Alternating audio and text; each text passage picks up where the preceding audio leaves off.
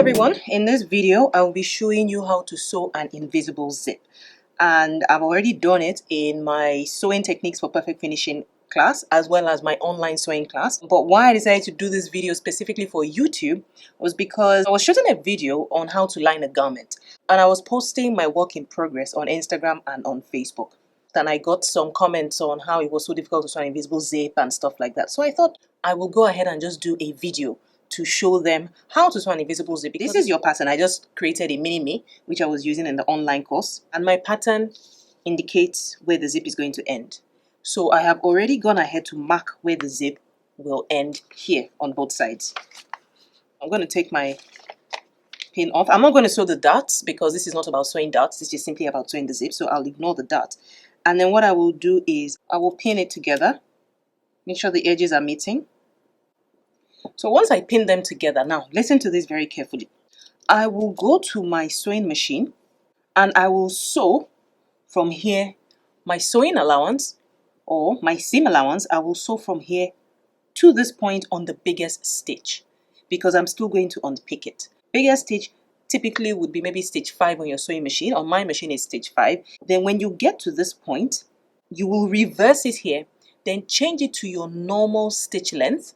And after you change it to your normal stitch length, so let's say your normal stitch length is 3, you will now sew from here all the way down and reverse as well. So remember, the first thing you will do is sew from here to here on the biggest stitch, then reverse it here, and then sew all the way down with your normal stitch and reverse at the end.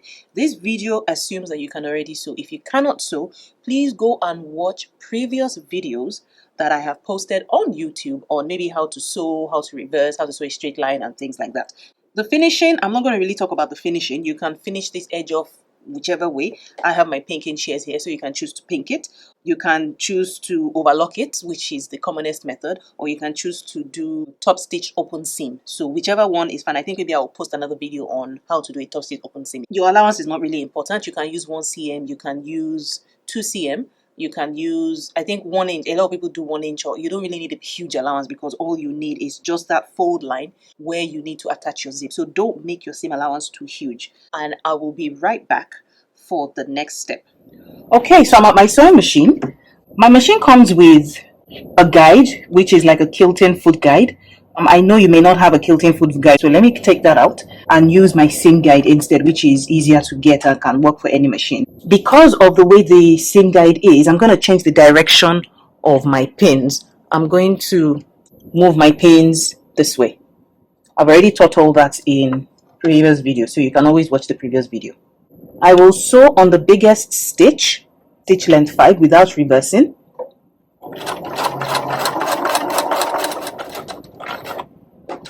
Then I'm going back to my normal stitching. I will reverse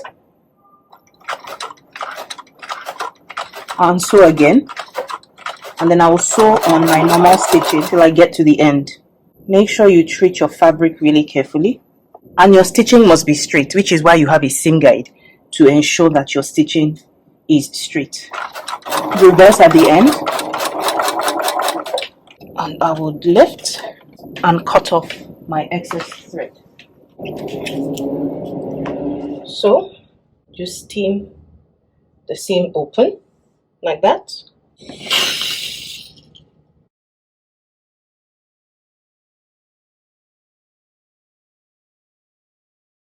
Okay, I'm done at the ironing board. I've steamed it open. Steam it nicely. It has to be flat. You can see it as well. It's flat on the other side, so it looks pretty good.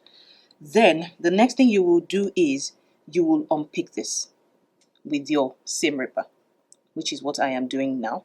Unpick it until you get to the point where you reversed it. That's why you have to use the big stitching. Make sure you take off your threads because you don't want threads hanging.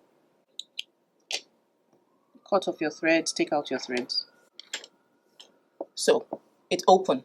So the next thing you will do is get your invisible zip. And the first thing is you open up your invisible zip to be sure that there's no interference. Now, I know a lot of people don't like using invisible zips because they break. But one thing I will say is if you get a good invisible zip, What you also need to do is to advise your client on how to wear a garment with an invisible zip. What I find is a lot of people pull it over the widest part of their body, maybe their hips. No, they shouldn't do that. They shouldn't force it over the widest part of their body. They should push it up to a narrower part of their body, zip a little bit, then pull down the garment and then zip up all the way. That way you will not apply too much pressure on your zip. Another thing is you need to be sure that you are cutting on the straight of grain or on the grain line, because if you are cutting against the grain line, then there's no way your zip will break because it is not stretching. So you can see that this is stretching in this direction. It is not really stretching in this direction, right? So if you cut it the other way around, this part that doesn't stretch is going to be pulling against the zip. If it pulls against the zip, it will break. So those are the two things I need to tell you. So you've unpicked this, right? The next thing you need to do is you need to pin it in place. So let me pin it in place. Let me show you how to pin it. For an invisible zip, you will pin it from the top to the bottom. So I position it. It's always good to position your zip first from the top down, like that. I will place the fold, you can see the fold line, against the edge of the zip. So what I will first do is I will first position it with my pins and pin it in place first, as it's meant to be. The two sides. Right? I positioned it. Then I will unzip beyond this, all the way down, so that the zipper doesn't interfere with what you're doing.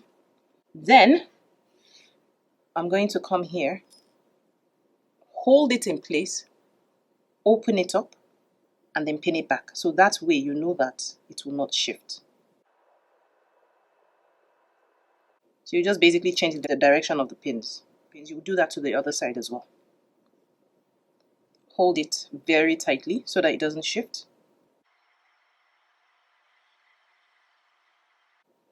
So you've done that. Now, the essence of pinning it this way is so that you can sew right in the groove of the zip here. So you go to your sewing machine and sew right in the groove here. That's where you're going to sew, but you don't have to guess. I think this is where the problem is for a lot of people, where they get confused. You don't have to guess how to sew it. What you will do is you will use a zip foot. The invisible zip foot has two grooves here, as you can see, where the coil of the zip will sit. And then this middle demarcation is there to ensure that the coil of the zip is open. So I will change my foot. I'll remove this and replace it with this foot. I can take off the seam guide because I don't need it to sew my invisible zip. So let me pull that off. Pull your thread underneath the foot. Now, let me start with the right. One of the things I do that makes life really easy for me is to move my pin. I move my pin so close to the edge so I don't actually have to remove it. So you open the zip like that. You drop your foot like that. This is going to sit right in there, as you can see. I hold my thread, take my first stitch,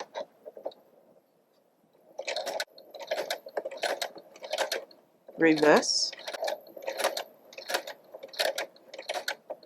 and then I start to sew. Now, when you get to this point, you can see because of the plastic is not sitting properly, so you have to navigate that bit a little bit. That's the hardest part of it. So you can see the plastic is not letting this open.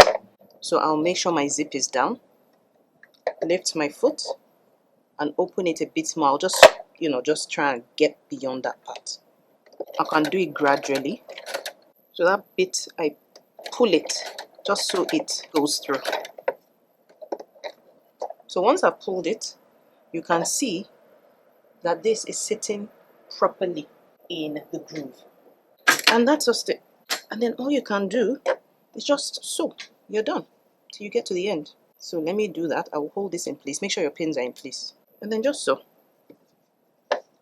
It does the work for you automatically. Make sure the back of the fabric is not under the zip. And I'll just sew. Because that way I don't have to really stress myself anymore.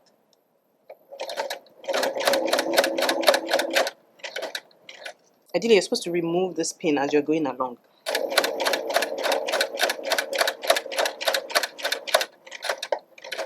And then I continue sewing until I get past the opening of this zip here.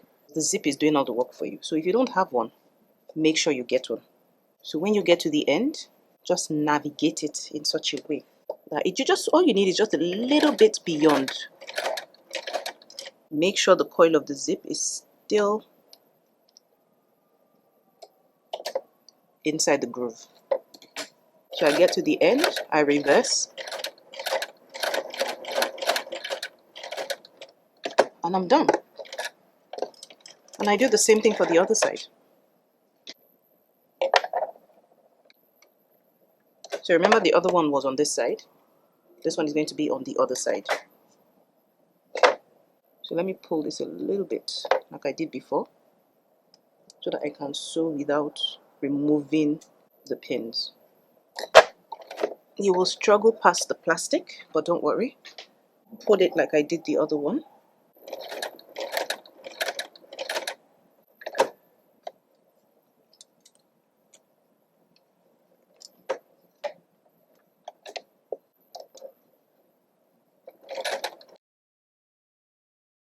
Now, one thing I have to tell you is when you are sewing, please do not squeeze your fabric.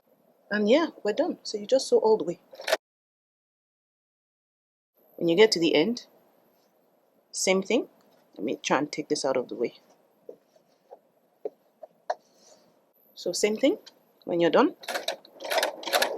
Now the other side might be a bit difficult for you to navigate because this zip has already been sewn to it. So what I always advise is just try, even just a little bit, no matter how little it is, just try. Yeah, you're past it, reverse, and you're done. Cut your threads like that. So that is how your zip looks. How do you pull your zipper through? Turn it around, pull like that till it comes through. And that is how you sew your invisible zip. But you can see that everything is just nice and neat. And of course, you still have this long excess at the end. So you will go to your sewing machine, do a zigzag stitch. So let me just quickly do that.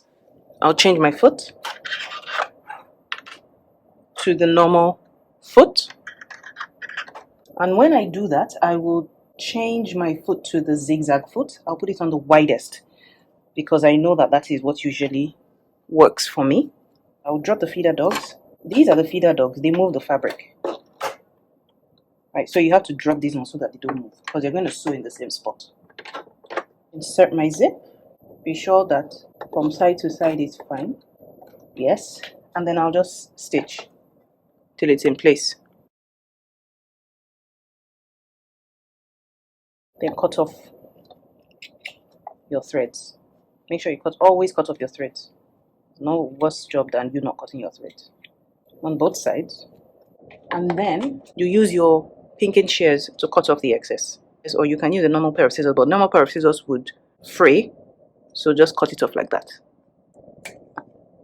And you're done. And that was the one I posted on social media. And that was obviously after I had steamed it. So this is what it looks like before it has been steamed. And if you look at it, I'm using a yellow zip. And you can't see anything. You see? You literally can't see anything except you pull it apart. So that is how to get your zip to be invisible. All these, once I steam it, will go off. So yes, that is your invisible zip. So I will see you and I'll post the next video on lining. And of course, for the lining video, you need to be able to sew so that you can. And we're going to talk about the hanging lining and the sealed lining. Awesome. So please share this video. It would be really, really helpful. Tag your friends, share it on your wall, invite people to come and watch it.